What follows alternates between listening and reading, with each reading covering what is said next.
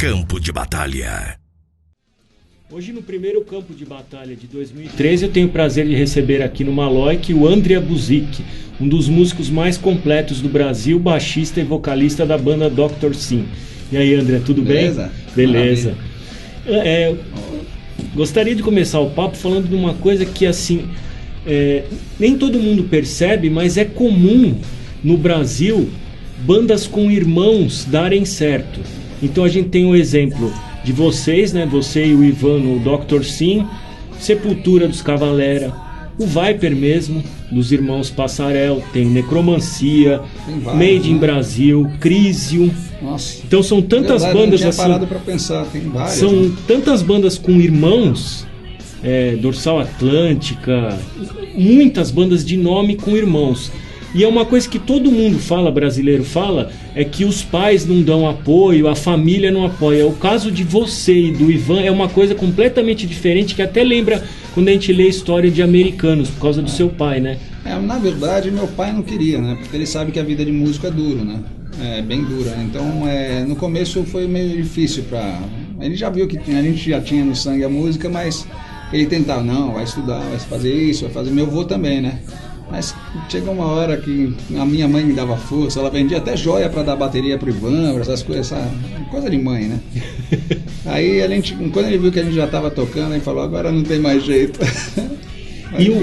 E um dos caras que você pegou assim como inspiração, ele chegou a tocar com seu pai, infelizmente faleceu, né? Recentemente. Triste, né?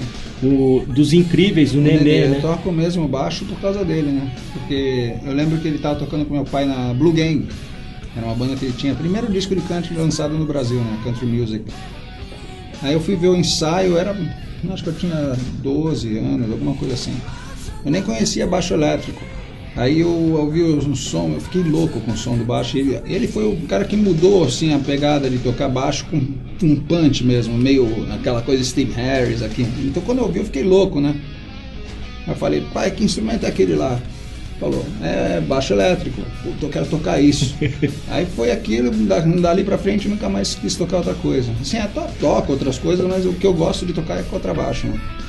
E passando dessa fase, né, de aprendizado de vocês, né? Vocês montaram aquela banda Prisma que depois originou o Platina. Que eu sempre falei aqui e continuo falando que o Brasil não é um grande revelador de bandas de hard rock. Não é. Coincidentemente eu tô aqui com o Andrea, que fez parte de uma das primeiras, assim, que eu falo daquele hard mais de Whitesnake pra frente, isso, né? Aquele começo do Platina com o Sérgio Schimann, parece que tem alguma novidade por aí, né? A gente eu sempre tive contato com o Schimann, é um irmão nosso, né? E também pais croatas, então a gente sempre teve uma ligação muito grande, né?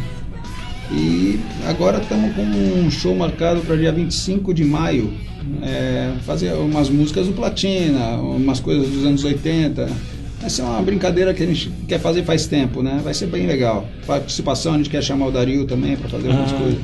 E no set vai ter Platina e vai ter Cherokee também? Cherokee talvez alguma coisinha também. E vai ter o Marcelo Souza também, que fez parte da nossa... sempre com a gente, Marcelo Souza tocava com o Platina, depois tocou com o Tafo, mas sempre esteve com a gente, né? De alguma forma. Esse show vai ser... Já tem o local? É no Manifesto? Manifesto. Vai ser você. Então os fãs do Platina podem esperar, comparecer. Vai ser legal lá. Porque eu lembro da... O Chama tá cantando muito, sempre então cantou vocês bem, lançaram um vídeo agora gravado. Na verdade foi uma brincadeira que ele falou, minha mulher nunca me viu cantando, então eu quero gravar uma música. Ele trouxe, eu nem conhecia a música, ele me mandou uma música do Whitesnake, One of These Days. Aí ele falou, tira aí, vamos gravar. Aí eu tirei o violão, guitarra, eu gravei tudo lá, né, até o solo de guitarra. Aí a gente botou a bateria e ele veio cobrir com a voz, fiz os backings, ficou legal lá. E aí a voz dele lembra muito. Muito Coverdale. É um pouquinho mais assim pro grave, mas lembra muito, né? Eu lembro daquela música Fascínio. Do Platina, ela era totalmente Whitesnake, né? Bem na cola, né? Uma coisa que era legal falar, no Cherokee, foi a primeira vez que o Andrea Buzik, né? Foi. O seu pai participou de um trabalho de vocês, né? Acho que foi a primeira vez, sim. Eu nem tinha parado para pensar, mas foi isso mesmo. E é uma coisa que vocês decidiram assim em casa, ou falou, tá precisando... Você acha... Engraçado é que tudo naquela época com a gente era meio assim, a gente não fazia... A gente até assustava depois que acontecia. Mesmo quando gravou com o Platina, a gente era tão moleque, tava tão brincando com as coisas, vendo acontecer, que quando a gente via já tinha acontecido. A gente falava, pô, que legal, né? E não era uma coisa assim que a gente programava. Talvez por isso que não tenha ido um pouquinho mais longe, né? Porque a gente nunca pensava assim como negócios, né? A gente sempre se divertia fazendo as coisas. Então, foi uma coisa que talvez ajudou a ficar um pouquinho mais por baixo dos panos. Mas sempre foi uma coisa que a gente curtiu muito fazer. Então, foi também, talvez tenha dado mais certo também por causa disso, né? Não, mas eu lembro sempre os dois lados. Eu lembro que o Sérgio, o pessoal chamava ele de Anjo Loiro, né? O Anjo Loiro, né? Porque, e tem uma coisa que até um pessoal mais... Hoje ele já cortou o cabelo. Ele tá bem... Tá fortão pra caramba. Estamos jogando paintball com ele. Vício total. E uma coisa que falavam, eu não sei se partiu de vocês tal, é que vocês não gostavam dessa fase... de falar da fase Platina, Cherokee, por causa do visual hard meio anos 80 pose. Isso aí é lenda, né? É lenda. Tudo que acontece é parte da nossa vida. Aquela coisa era uma zoeira total. A gente zoava muito, né? Não tem nada a ver. Todo mundo naquela época era meio poser. Mas se você pegar as fotos do Sepultura, também eles pintavam cabelo, tava todo mundo poser, bicho. Não tem ninguém que se salvou dos anos 80. O pessoal chamava, tinha os radicais e os heavy bota, lembra que falava? Puta, mas era uma... Todo mundo era assim. Né? Pega o cabelo do Ozzy, tem um que parece o cabelo da minha tia lá. E dessa fase depois, vocês participaram de uma banda também bem tradicional, que foi a Chave do Sol, né? Chave do Sol. Eu não participei. O Ivan gravou o Daqui e o Edu também gravou um com o Betão lá. O Edu gravou, ele entrou até no lugar do Rubinho, do Rubens Joia, isso, né? Eu falo com ele às vezes. Tá bem. Ele foi assim o começo mesmo do Edu Ardanui, que na época o pessoal falava Eduzinho Malmsteen, né? Não tinha como fugir, né? Porque foi o primeiro a tocar isso aqui, né? A gente nem acreditava, né? Falava, olha, tem um cara que toca Malmsteen. A gente foi ver, puto, o cara arrebentando, né? A gente foi dar uma canjinha. Eu lembro que eu e o Ivan estavam tocando, acho que era Disciples of Hell, né?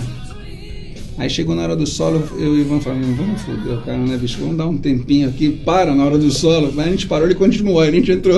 Nossa! Ele mandou, aí a gente viu que era verdade, que o moleque mandava mesmo. Eu tenho um show que eu filmei lá no extinto Teatro Mambembe, né? Que você participou nos backs da Chave do Sol. Isso eu fiz. O Ivan tocava na banda.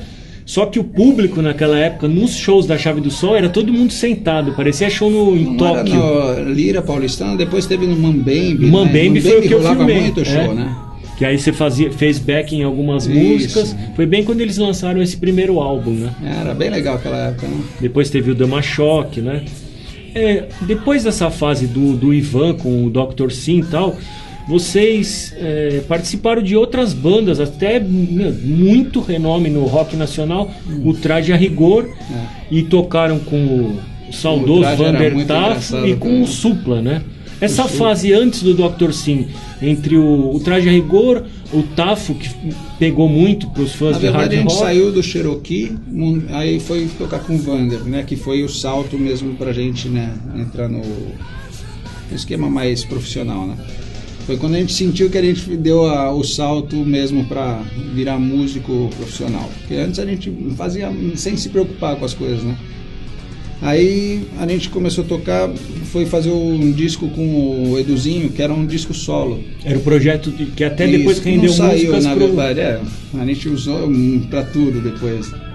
E o Supla chamou a gente para tocar, eu e o Ivan. Aí tinha um guitarrista que se arrebentou, saiu de uma mobilete, ele tava bem louco, se arrebentou, a gente chamou, tava o Carline, aí a gente falou pro Supla chamar o Eduzinho também. A gente começou a ver que a gente se dava tão bem tocando mesmo, começamos a fazer música juntos, nasceu o Dr. Sim. Aí a gente foi para os Estados Unidos. Eu lembro dessa transição, que vocês fizeram sei lá quantos shows também no hoje extinto Play Center. Na verdade, essa foi a época que a gente saiu para fazer o Dr. Sim. A gente gravou o disco com ele, o Supla até ficou meio chateado com a gente, né? Porque a gente gravou o disco e não teve como fazer os shows. Que a gente foi para os Estados Unidos fazer o Dr. Sim. Ficamos lá, acho que uns 6 meses. Foi nessa época que ele foi pro Play Center com o pessoal do Angra. Então. Era o Luiz, o Kiko, o Ricardo Confessori.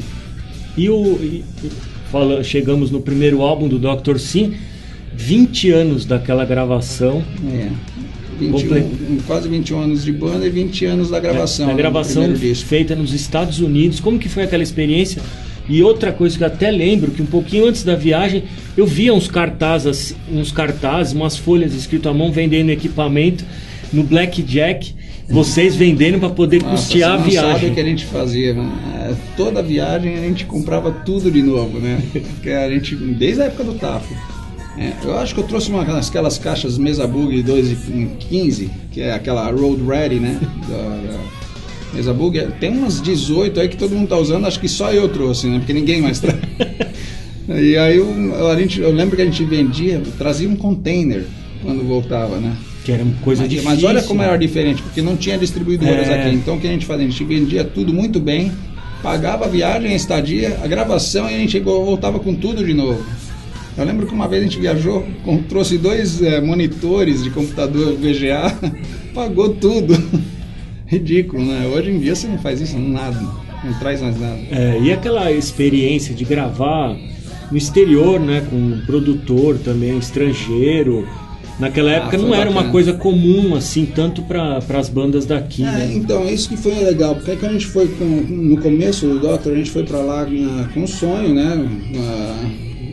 Tocar, a gente fechou um monte de show em barzinhos, aqueles bares tradicionais, Cat Club, Limelight, todos esses lugares a gente tocou. E, era demais, né? Porque ia aumentando o following a cada show, né? Eu lembro que a gente estava um dos primeiros, a gente levou as coisas lá para o Warner International, né? E quando chegamos lá, ninguém nem atendeu. A gente falou, eu deixei lá a fitinha, falei, mais uma que vai pro saco, né? Aí a gente tocou nesse mesmo dia, acho que o cara foi no show, mas não falou com a gente. No outro dia ele ligou pra gente e falou, Hi, I'm John Hughes from Warner International. Eu falei, tá bom, I'm Jesus Christ. E desliguei. Puta, aí o cara ligou de novo e falou, dá um hang up, né? Não desliga. Eu falei, tá, o que é? Aí ele começou, eu ainda continuei a zoar, o Ivan atendeu. Aí era o cara mesmo.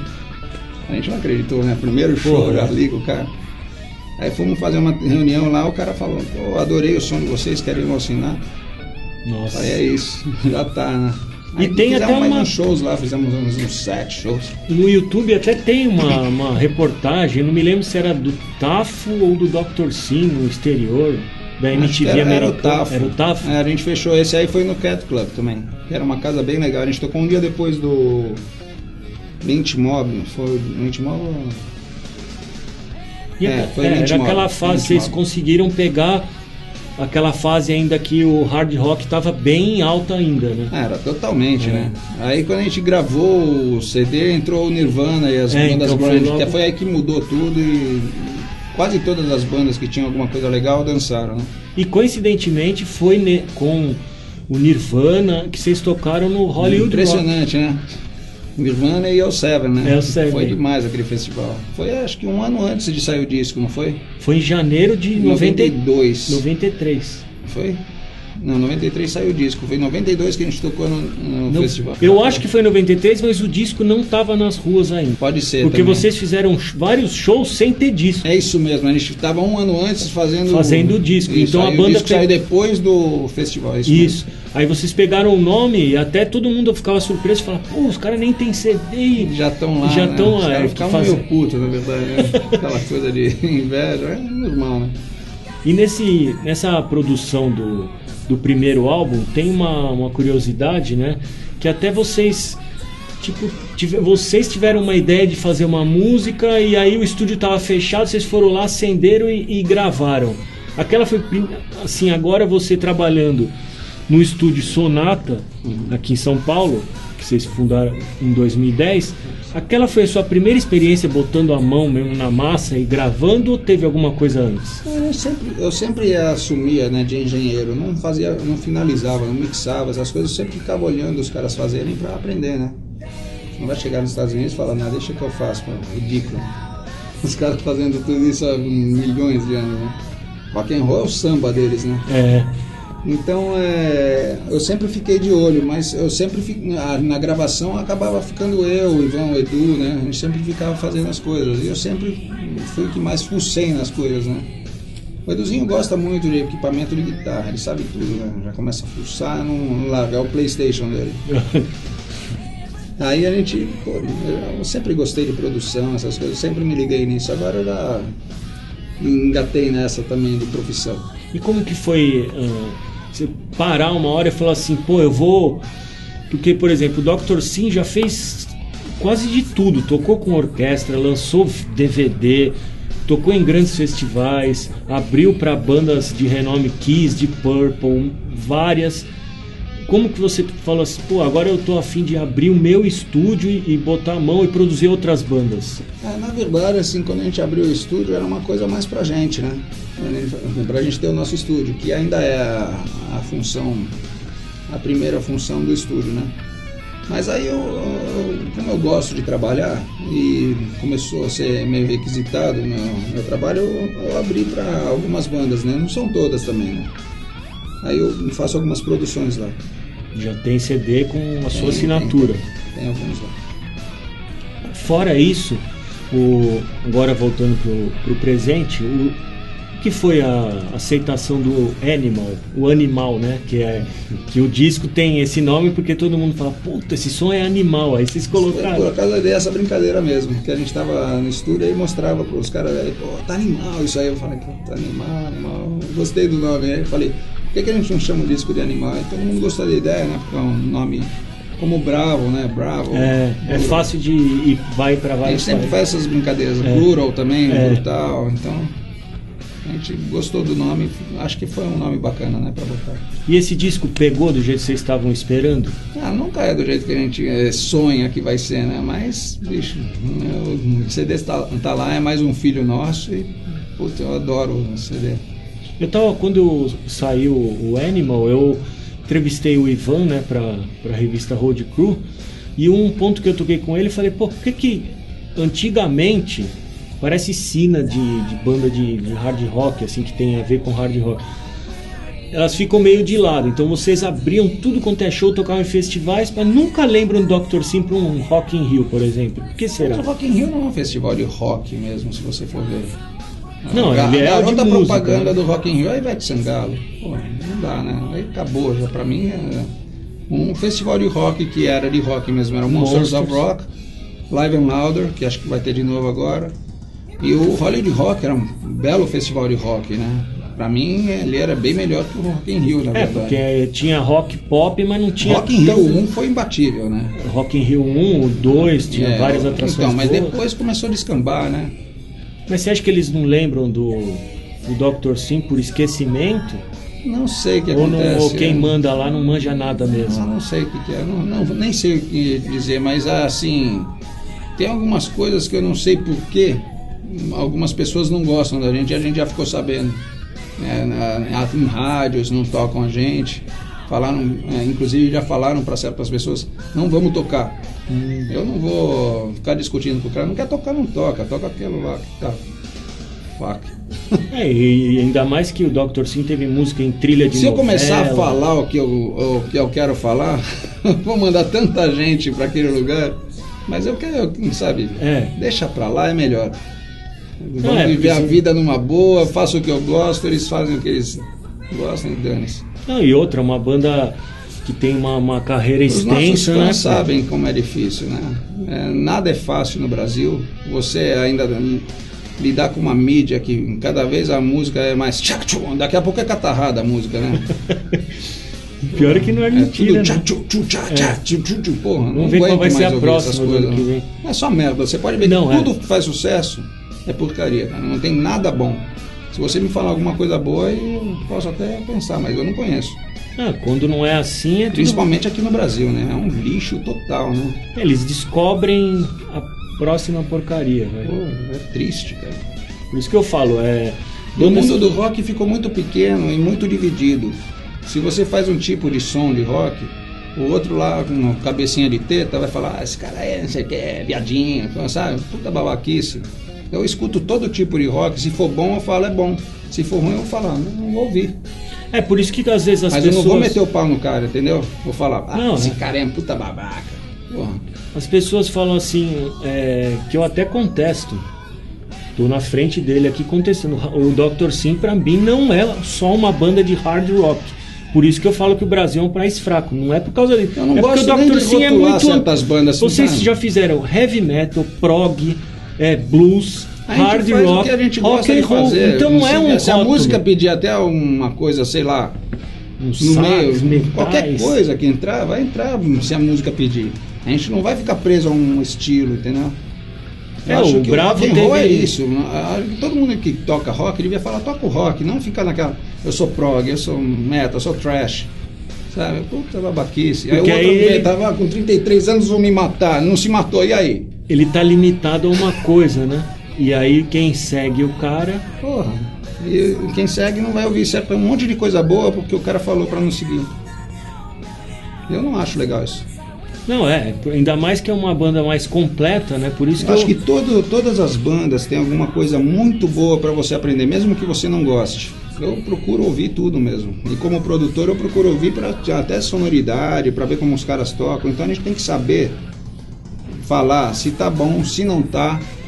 Se não tá, você não comenta. Se tá bom, você fala, puta, tá demais, bicho. Vamos usar alguma coisa disso aí, sabe? Tudo é influência. Se você souber usar, você vai pegar uma coisa boa de qualquer banda que você ouvir. E pra finalizar o nosso papo, da discografia toda do Dr. Sim, do primeiro álbum que faz 20 anos agora, até o Animal. Qual que você assim destacaria de falar assim, isso aqui todos são filhos, são obras, tal, a gente sabe. Mas qual você falaria assim, puta, esse aqui eu tenho um puta de um orgulho por causa disso, do quê? Eu acho que assim, o que mais deu trabalho pra gente fazer, porque tava numa mudança, que a gente e teve muitas propostas até indecentes de gravadora, que a gente poderia ter parado em vez de continuar. O que deu mais assim orgulho de ter saído e foi difícil de fazer foi o Brutal, pelo tempo que a gente passou em estúdio, assim, a gente tinha que usar de madrugada porque de dia não podia, então a gente ficava sozinho no estúdio até sair. Então acho que esse aí foi o que a gente teve mais dificuldade e que também deu um retorno bom, que a gente assim consolidou a banda. Porque o primeiro foi de um jeito totalmente diferente, foi mais de $350 mil que gastaram. Pô, tá um absurdo, né? Fizeram. Aí depois a gente ficou na mão, aí vendemos tudo, fomos pra lá, nossa, cara, com a coragem, sabe? E fizemos esse aí pra consolidar a banda. Então acho que esse aí, pela história toda, talvez seja o que dê mais orgulho de lembrar como foi feito. Tá bem, muito bem indicado. Então eu gostaria de agradecer a presença do André Buzik. Obrigado pelo papo. E entrem no site do Maloic, que o André deixou um Original Sim para sortear e mais 2 camisetas. Então entrem no site do Maloic, participem do sorteio. Obrigado, André. Obrigado a você. Valeu. A dica do campo de batalha de hoje é esse DVD da banda inglesa Tank, uma das mais tradicionais da fase da New Wave of British Heavy Metal. É o primeiro DVD da carreira do Tank, agora nessa nova fase com o vocalista Doug White, conhecido no Brasil por ter participado do Rainbow, cantou com Yngwie Malmsteen, já veio ao Brasil. É diferente o Tank sem o Augie Ward. Ele está mais trabalhado, a voz do Doug White às vezes lembra muito, às vezes não lembra muito Biff Bifford do Saxon, mas esse DVD ele tem ele é muito bem produzido, o som é legal, não espere grande produção cenográfica de palco, explosões e tal, isso daí fica pro Kiss, banda boa, liga amplificador, 1, 2, 3, 4 e toca, então é isso que vocês vão ver aqui nesse DVD do Tank.